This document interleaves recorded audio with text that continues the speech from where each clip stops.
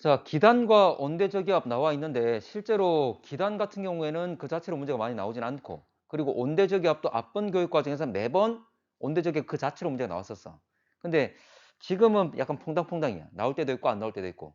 근데 온대저기압이 안 나오면 전선 관련 문제가 나옵니다. 근데 온대저기압은 온난전선과 한랭전선 다 합쳐져 있는, 어찌 보면 전선의 복합체잖아, 맞지? 그래서 유사한 맥락이고, 근데 또 잘 나오는 것이 정체전선 관련해서 문제가 나와. 정체전선, 장마전선. 됐나? 그래서 온대저기압 아니면 정체전선. 이거로 생각하시면 돼. 그 또 잘 나오는 건 열대저기압. 매번 나오지. 자, 일단 기단. 기단은 특정 성질을 가지고 있는 공기 단체를 말하는 거지. 근데 공기 성질이라는 것은 우리가 당장 알고 있는 기온과 습도. 이거지. 자, 그러면 기온을 결정하는 것은, 자, 그 공기 덩어리가 스스로 성질을 만드는 것이 아니라 주변 환경에 의해서 만들어지는 거지. 만약 바다 위에 있다면 습한 거고, 만약 고위도에 있다면 차가운 거고, 이런 거지. 그래서 온도와 습도인데, 온도는 위도가 결정하는 거고, 습도는 수륙 분포, 바다 위인지 육지 위인지, 이거지. 육지 위에 있다면 건조한 거였죠. 자, 우리나라에 영향 미치는 기단 뭐뭐 있습니까? 시베리아, 또 오호츠크, 또 양쯔강, 북태평양, 그리고 저 밑에 있는 적도 기단까지. 물론 적도는 아주 멀지만 거기서 태풍 열대 저기압 만들어서 보내고 있잖아, 맞지? 그래서 우리한테 영향을 주기 때문에 그런 얘기를 했습니다. 그래서 일단 대략적인 위치는 여러분 잘 알 거라 생각이 들고, 참고로 각각 시기 어느 시기인지, 그리고 각 시기에 각 계절에 어떤 영향을 미치는지, 어떤 현상을 발생시키는지 기억하셔야 되지. 어렵지 않습니다. 시베리아 기단은 겨울, 양쯔강은 봄과 가을. 그래서 양쯔강 기단 같은 경우에 봄과 가을에 뭐가 잘 발생하죠? 황사. 여기서 막 보내고 있잖아, 맞지? 그리고 또 뭐 있지?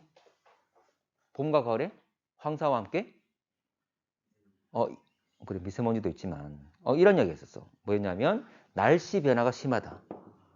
이동성 고기압을 보내는 것. 기억나나? 뭐였냐면 시베리아 기단은 이 지역은 온도가 낮잖아, 맞지? 고기압일까 저기압일까?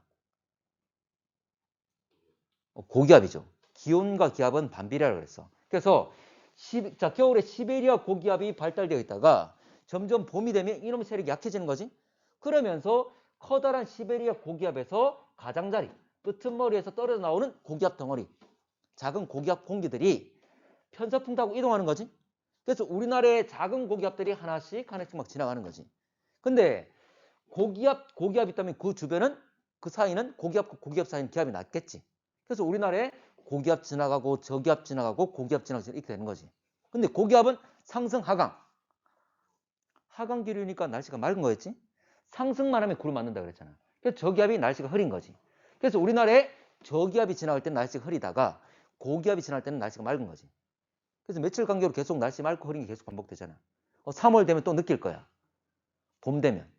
됐나? 자, 그런 얘기를 했습니다. 오호츠크의 기단은 초여름, 북태평양 기단은 여름. 적도도 역시 여름에 주로 태풍 잘 만들죠.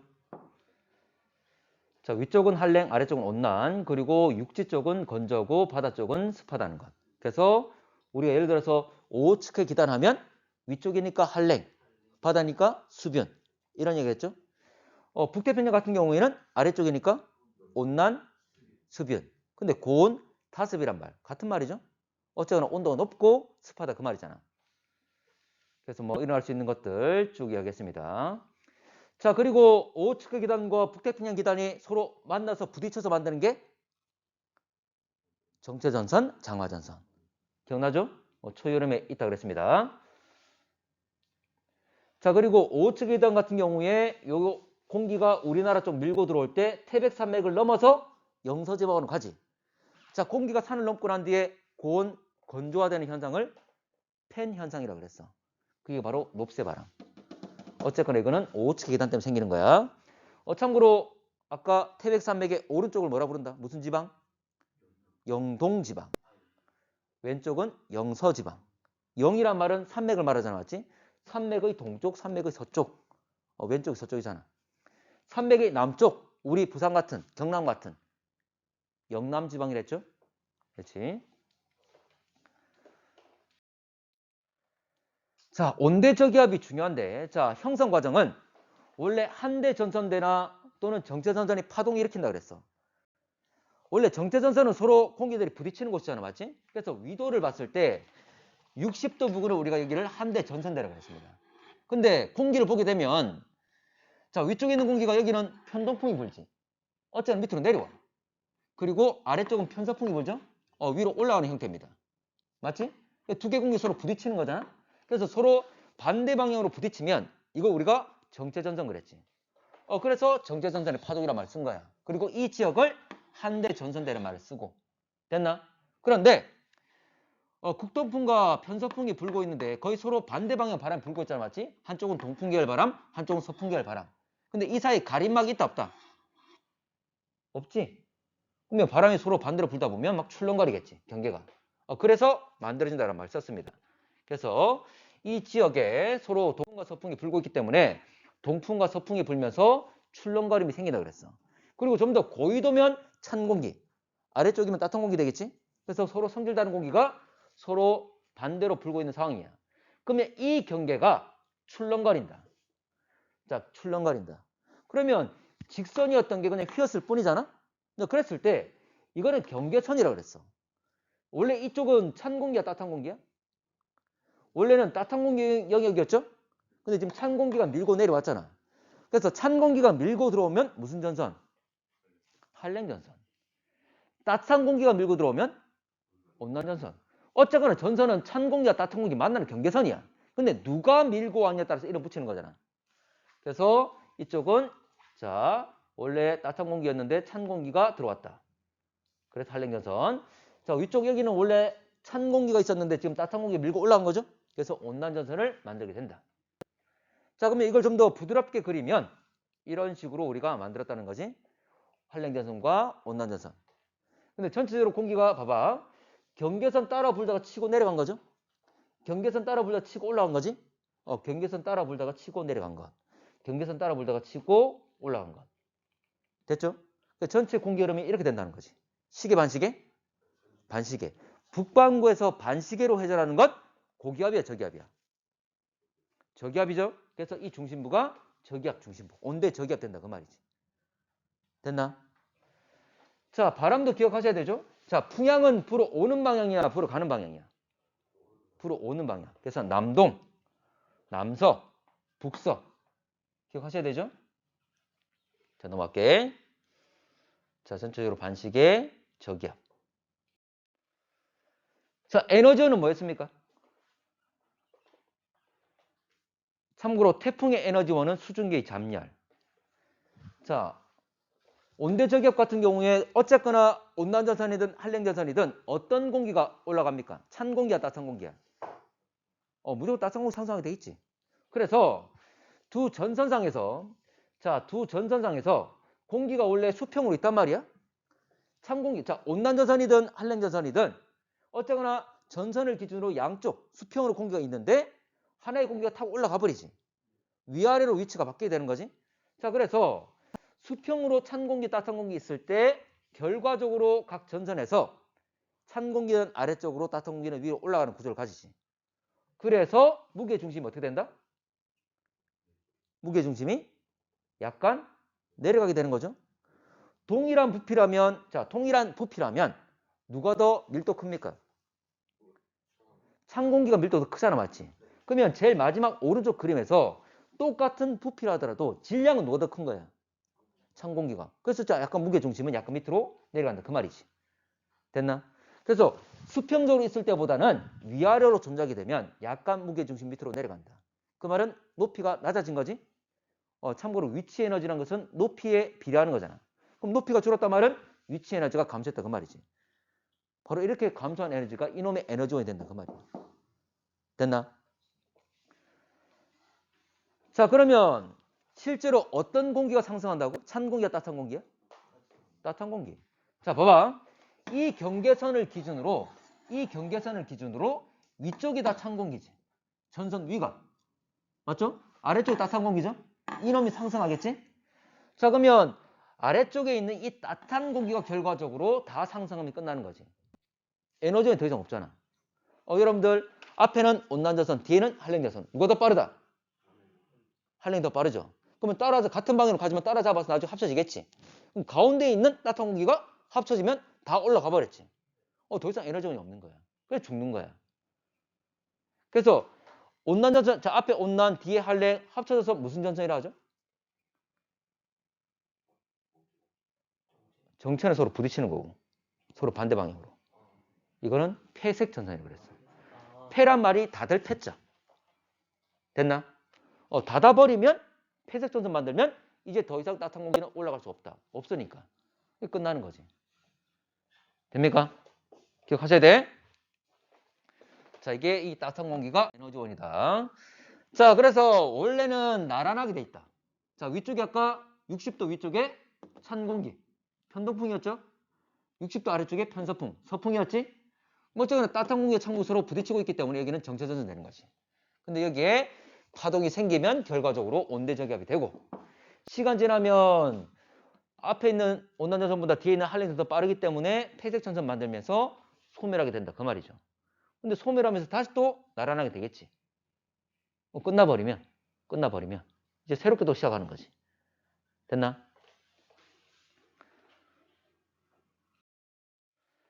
자, 그래서 결과적으로 기억하실 건, 자, 봐봐.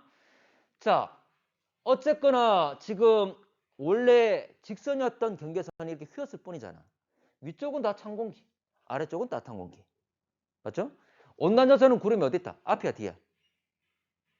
온난전선은 구름이 따뜻한 공기와 찬 공기, 온난전선은 따뜻한 공기, 찬 공기 만났을 때 타고 올라가 버리죠. 그러면 구름은 앞쪽에 생기지. 전선의 앞쪽. 기억납니까? 자, 한랭전선은 밑으로 파고드는 거지. 어쨌거나 파고들게 되면, 참고로 전선은 상공에 있습니까? 땅에 있습니까? 전선은 상공에 있어? 땅에 있어? 땅에 있는 거였지? 땅에 있는 거야. 됐나? 기억나지? 이거잖아. 여기가 경계선인데 따뜻한 공기 올 거야. 타고 올라가 버리지? 쭉 타고 올라가 버리겠지. 그래서 이 앞쪽에 생긴다고. 그리고 한랭전선은 원래 경계면이 있겠죠? 전면, 전선면 있는데 찬 공기가 들어서 밑으로 파고들겠지. 파고들면 따뜻한 공기가 오히려 떠밀려서 올라가 버리지. 구름이 여기 만들어지지. 뒤쪽에. 그래서 밑에 전선이란 것은 지표면상에 있다. 그래서 한랭전선은 오히려 전선의 뒤쪽에 자 구름을 만들고 경사 급하니까 두꺼운 구름인 저군형 구름. 자 두꺼우니까 소나기가 내리겠죠?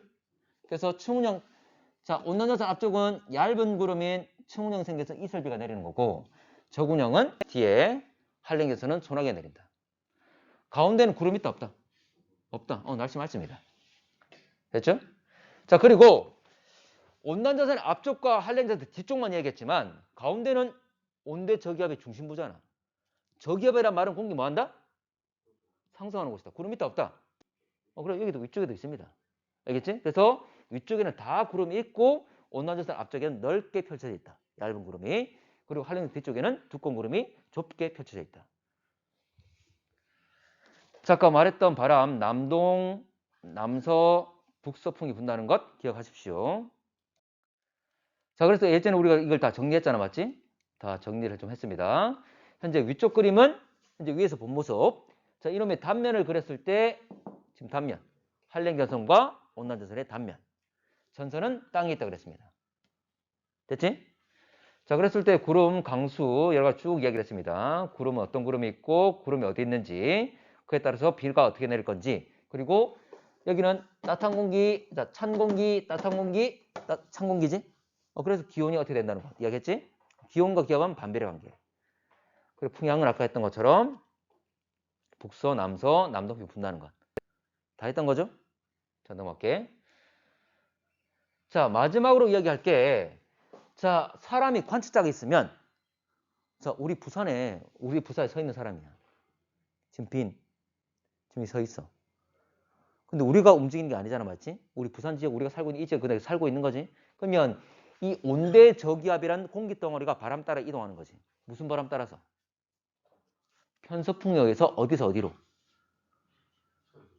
서풍이니까 서쪽에서 부는 바람이니까 서쪽에서 불어오는 바람이니까 서에서 동으로 이동하는 거지. 그러면 먼저 만나는 건 온난전선이야, 한랭전선이야? 온난전선 이런 먼저 만나겠지. 또 먼저 만나는 바람은 어떤 바람? 남동 이 바람 먼저 만나겠죠? 맞나? 그래서 이동하게 되면 이렇게 쭉 오게 되면 남동풍 만나고 그 다음에 남서풍 그 다음에 북서풍. 이 풍향이 어떻게 변한다 얘기를 하지? 시계야 반시계야? 시계 반시계. 시계 방향이죠? 시계 방향으로 변한다 얘기를 합니다. 맞지? 그런데 결과적으로 걔도 열대저기압 할 거야. 결과적으로 열대저기압이든 온대저기압이든 북반구에서는 반시계로 회전하지. 똑같아. 그래서 저기압에 대해서 저기압 중심부에 대해서 오른쪽에 있는 지역은 봐 진행 방향 오른쪽. 이쪽에 진행이 왼쪽이죠? 오른쪽에 있는 지역은 진행 오른쪽은 지금 오른쪽은 왼쪽이잖아. 시계방향 변한 거 맞잖아. 그래서 그 기억하라 했죠. 태풍 오시면 위험. 태풍의 오른쪽은 시계 방향 풍향이 변하고 위험 반원이라고. 결과적으로 온대적에도 마찬가지야. 오른쪽이면 시계 방향이야. 위쪽엔 왼쪽은 반시계방 변하는 거고. 됐나? 자, 그래서 만약에 온대적이 이렇게 이동할 때 부산 같은 경우에는 자, 이런 식으로 바람이 변할 거니까 시계 방향으로 풍향이 변하겠지만 만약 위쪽에 있는 만약 서울이었다면 반시계로 변했겠지. 됐나? 그런 걸 수업 시간에 한번 얘기했습니다. 서울 같은 경우에 만약 위쪽에 있다면 온대 저기압 중심부에 대해서 왼쪽에 있었다면 위쪽에 있었다면 반시계 방향으로 풍향이 변했을 거다. 자, 답 한번 확인해 보시고. 자, 답 한번 확인. 자, 1번 먼저 기단. 우리나라 날씨에 영향 미치는 기단. A는 시베리아. 자, B는 오호츠크 기단. C는 양쯔강. 그리고 E는 북태평양. D는 적도 기단. 되겠죠? 자, 가봅시다. 2번. 기단 A가 황해를 지나면 대기가 안정해진다. 참고로 이게 요즘에 좀 잘 묻는 거지. 그나마 기단 관련해서 문제를 묻는다면 자, 뭐냐면 이게 뭐였죠? 기단의 변질이었지. 자, 기단은 주변 환경에서 성질이 결정되는데 만약 그 공기 덩어리가 확장되거나 이동하면 다른 환경으로 온 거잖아. 다른 지역으로 왔으니까 성질이 변하겠지. 대표적인 것이 시베리아 기단이 공기가 확장돼 가지고 우리나라로 넘어올 때 상대적으로 따뜻한 황해를 지나게 되는 거지. 그러면 따뜻한 바닷물 위를 지났기 때문에 수증기를 공급을 받고 그리고 바닥이 따뜻하잖아. 서해 바다가. 그러면 이 차가운 공기 덩어리가 서해 바다에 오게 되면 밑에서부터 가열이 되는 거지. 가열이 되면 가벼워져 무거워져? 가벼워져. 가벼워지면 뭐 한다? 상승한다. 근데 공기가 상승만 하면 뭘 만들어? 구름. 근데 구름 만드는 재료가 수증기인데 수증기 공급을 잘 받았잖아. 따뜻한 물이니까. 그걸 구름 많이 만드는 거지. 그래서 폭설이 막 서해안 쪽에 내리게 되는 거지. 아니 얼마 전에 전라도 쪽에 눈 엄청나게 많이 왔잖아. 광주나 막 이런데. 실제로 서해안 쪽은 현재 상대적으로 남쪽이다 보니까 따뜻하거든. 그럼에도 불구하고 충남이나 서해안에 상당히 많이 눈이 내려졌어. 전라도 지역에. 그때 우리 부산 지역만 빼고 거의 전국이 다 내렸잖아. 그래 조금 왔지. 그래 아주 조금 왔지. 그러니까 그때 눈이 많이 내린 게 바로 이거였어. 이거. 이거였어. 이게 기단의 변질이라고 그러지. 그러면 공기가 가만히 있는 걸 안정이라 하지. 근데 공기 상승했잖아. 움직였잖아. 뭘 한다? 불안정이라고 그러지. 불안정. 자, 4번. B기단 성질은 온난 수변하다. B기단은 위쪽이니까 한랭. 수변한 거지. 바다니까 수변. 자, 7번. A기단의 영향이 큰 계절에는 남고 북저. A기단은 시베리아 고기압. 자, 어쨌거나 남고란 말은 남쪽이 고기압이라 그 말이잖아. 맞지? 그런데 시베리아 고기압은 시베리아 기단은 어쨌거나 겨울. 겨울에 육지가 따뜻합니까? 바다가 따뜻합니까? 바다 따뜻하죠? 바다는 영상의 온도를 가지지만 육지는 이 대륙들은 영하 30도, 40도 막 떨어지잖아. 그래서 고기압은 서쪽인 대륙에 위치한다. 그래서 이때는 서고 동저형이라지. 서쪽 대륙 쪽은 고기압, 동쪽은 바다는 저기압. 서고 동저형이랍니다. 참고로 남고 북저형은 남쪽 바다가 고기압되는 것이 이거는 여름을 말하는 거지. 여름에 육지가 온도가 높을 거니까. 그래서 대륙이 저기압.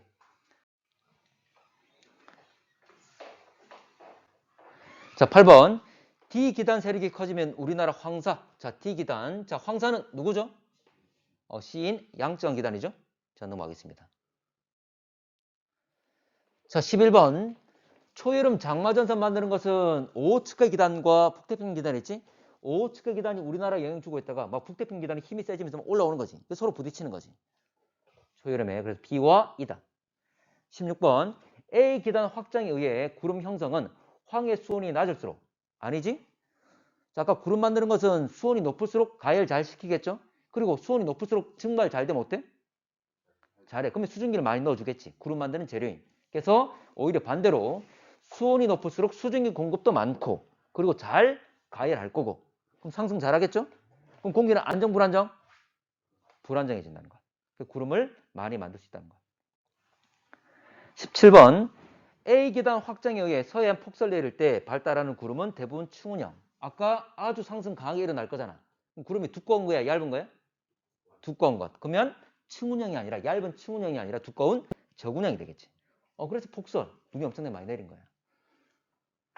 18번 C기단 세력이 강해지면 영서지방에 고온, 건조와 바람이 분다. 자, 이거 높새바람, 팬현상 말하는 거죠? 누굽니까? 오호츠크 기단 B가 되겠지. 팬현상은 우리나라의 동쪽에다가 이게 바람 불어서 산을 넘어갈 때, 태백산 넘어갈 때 서쪽인 영서지방에 영향 주는 거야. 됐지? B기단. 자, 2번. 자, 지금 온대저기압 나와 있는데 A에서는 권충운이 존재한다. A는 이거 한랭에서는 뒤편이죠? 그러면 정난운, 저군형 구름이 되겠지? 자, 6번. D에서 관측되는 구름 높이는 점차 높아진다. 참고로 D에서 관측되는 것. 이거는 온난전선의 앞쪽이잖아, 맞지? 그럼 충운형 구름이 있는 거지. 근데 전선으로부터 멀수록 높은 구름이야, 낮은 구름이야? 전선에 멀수록 높은 구름이죠. 전선에서 멀수록. 맞지? 왜냐면 이거 이런 식으로 되어 있는 거 있잖아. 지표에 전선이 있다면 쭉 공기가 상승해서 우리 전선으로부터 멀수록 경사가 높아질 건 현재 경사진 곳에서 높은 곳으로 갈 거니 구름들이 높아지겠지. 참고로 충운형 중에 높은 구름 뭐라 불렀지? 기억나나? 권충운이라는 게 있었습니다. 제일 높은 건. 그 다음에 고충운. 제일 밑에 난충운. 그래서 파란데 하늘에 권충운은 얇은 막을 쫙 펼쳐놓은 것처럼 보이는 것. 지금 이게 바로 권충운이네. 하늘이 약간 파랗긴 파란데 얇은 하얀 막을 살짝 펼쳐놓은 것처럼 보이는 것. 이게 바로 권충운이야. 하늘에 파랗게 보입니다. 근데 완전 파란 건 아니잖아, 맞지? 이런 게 바로 권충운. 자, 그래서 제일 높은 건 권충운, 고충운, 난충운 순으로 우리한테 접근해 오겠지. 제일 멀리 있는 게 권충운이니까. 그렇지? 그래서 기억날지 모르겠지만 권충운은 얇은 막을 형성해서 만약 태양이 있다면 태양 주변에 뿌옇게 둥글게 만드는 이걸 햇물이라 하지. 달 주변에 뿌옇게 둥글게 만든 건 달물이라 했고 그런 걸 만들어낸다 그랬어. 자, 넘어갈게. 자, 9번 온대저기압 중심부 바람은 시계 방향으로 불어 들어간다. 자, 온대저기압 이거 시계 방향이라 반시계 방향으로 들어간다 그랬죠? 북반구에서는 저기압은 반시계 방향으로 불어 들어간다는 것. 자, 13번 B 지점은 C 지점보다 풍속이 세다. 자, B와 C 나와 있는데 만약에 여기 B, C에 우리 일기 기호가 나와 있다면 꼬리에 많은 꼬리를 달고 있다면 풍향이 센 거잖아, 맞지? 짧은 건 2, 긴 건 5, 삼각형은 25. 기억납니까? 근데 BC에 지금 일기 기호가 있는 게 아니잖아. 그럼 뭘 가져보는 거죠? 등압선의 간격. 등압선 간격이 좁을수록 원래 등압선 하나하나는 4씩 차이가 나. 근데 만약 봐봐. 등압선 간격이 좁으면 같은 거리 가는데 기압 변화 심하단 말이잖아. 기압차 크단 말이잖아. 기압 차이에서 바람 생기는 거지. 그래서 등압선이 좁을수록 바람은 센 거지. 그러면 B와 C를 봤을 때 어디가 더 좁습니까? C가 더 좁기 때문에 바람이 더 세다 하는 거야. 그렇지? 그렇게 보는 거야. 그래서 등압선 간격. 자, 풍속은 등압선 간격에 반비례한다. 등압선 간격이 좁을수록 조밀할수록 바람은 세다. 기억하셔야 됩니다. 이건 다른 문제에서도 묻는 거야. 그래서 B 지점이 약하다는 거고 간격이 넓으니까. 17번 한랭전선 통과 후에 기압은 감소한다. 자, 한랭전선 통과했다. 그 말은 찬 공기가 밀고 들어왔다. 기온은 낮아지겠지? 일반적으로 기온과 기압은 무슨 관계? 반비례로서 기압은 약간 높아질 겁니다. 통상 증가하게 될 거야. 자, 넘어갈게. 21번 온대저기압 소멸 단계에서 한랭전선, 온난전선 합쳐져서 무슨 전선이라고? 폐색전선. 다들 폐자 쓴다 그랬어. 25번 이 지점에서 관측한 풍향은 온대저기압 통과하면서 점차 시계 방향. 자, 이는 온대저기압 위쪽에 있죠? 진행 방향 오른쪽이야, 왼쪽이야? 이는 왼쪽이지? 왼쪽은 시계 방향으로, 자, 반시계 방향으로 풍향이 변한다 그랬지? 오른쪽이 시계 방향, 왼쪽이 반시계 방향. 그래서 진행 방향이 왼쪽이니까 반시계 방향으로 변한다.